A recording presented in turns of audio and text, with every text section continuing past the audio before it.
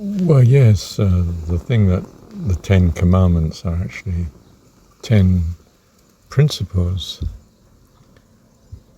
basically means some foundational set of values that God has for us.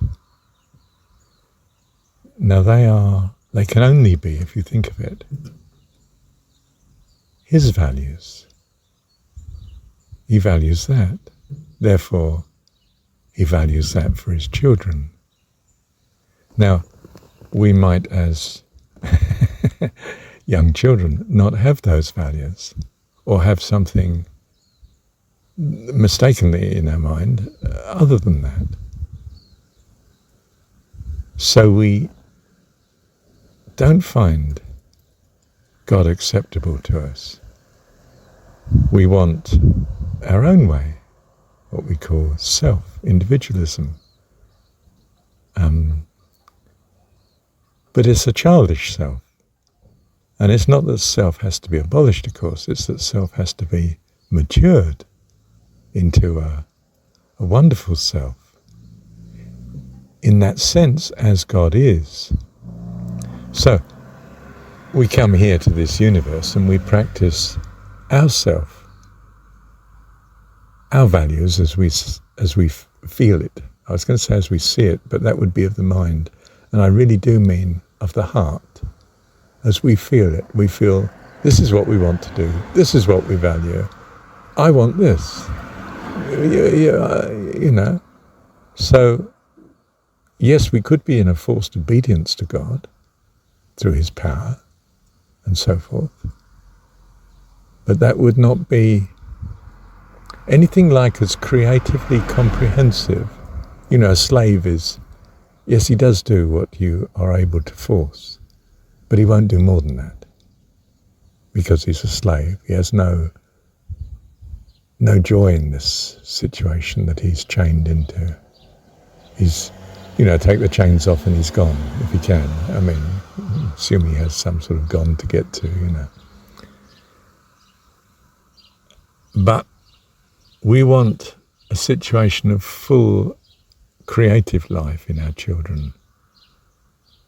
So we don't box them in.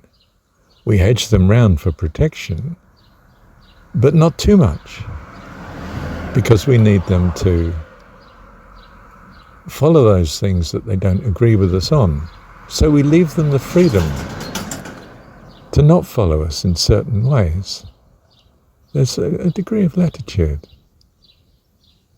And they learn, in some sense, in traditional terms, the folly of such. And they adjust the view of what their values are accordingly. But, perhaps you don't treat other people like that, because then they're not kind back. And, we don't want that. I want people who are kind to me, just as they seem to want people that are kind to them. And quite simply, we're in a learning by doing experience where we would not accept such learning, such change, simply by being told or by reading it or observing it. Now, much of our change does come by observing. We see evil and we think, oh my goodness, I don't like that. Must avoid that like the plague. And it's very helpful and a great blessing to us to see such, because it makes us much clearer on what we need to value and do value accordingly. But do you see, what I'm saying is that in this freedom, we're told what the values are, the 10 principles, commandments, values, whatever. We accept some of them as self-evident already, but others not really. We do envy people, say, or we are dishonest in certain cases, or, perhaps we even get tempted to kill where it's convenient, and so on. And we have the freedom to do such, but not a freedom in the sense of no consequences.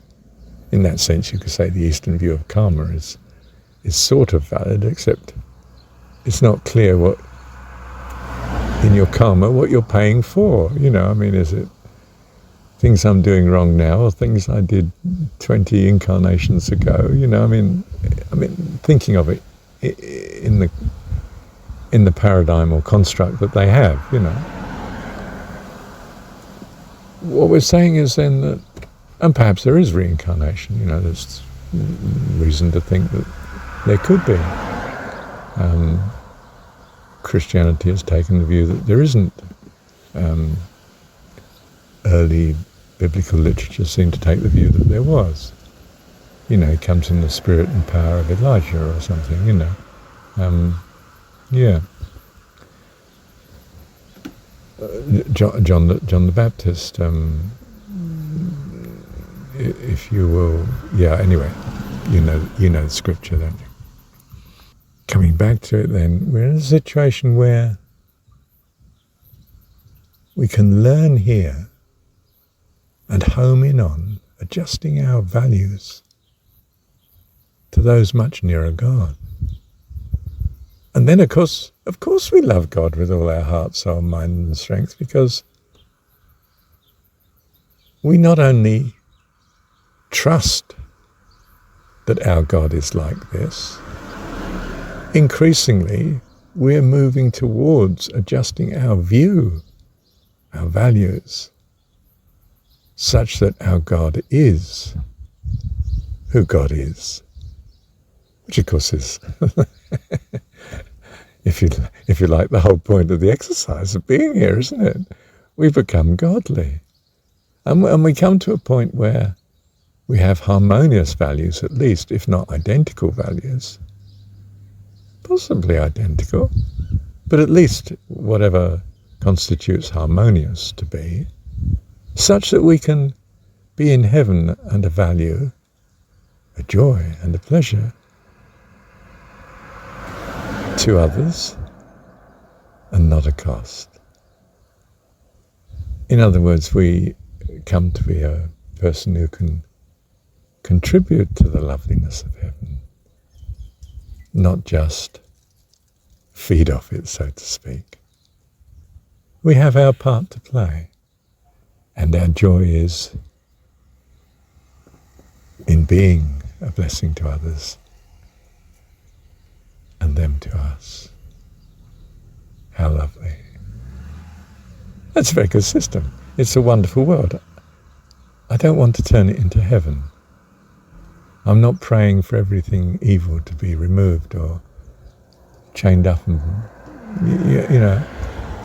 I'm thankful to God for the way it is, because I'm trusting that it's a fantastic classroom and it does wonderful things. It brings us to glory, changed from glory into glory, by His grace and His loving care. Our Heavenly Dad. Love you, Heavenly Dad. Thank you, Dad.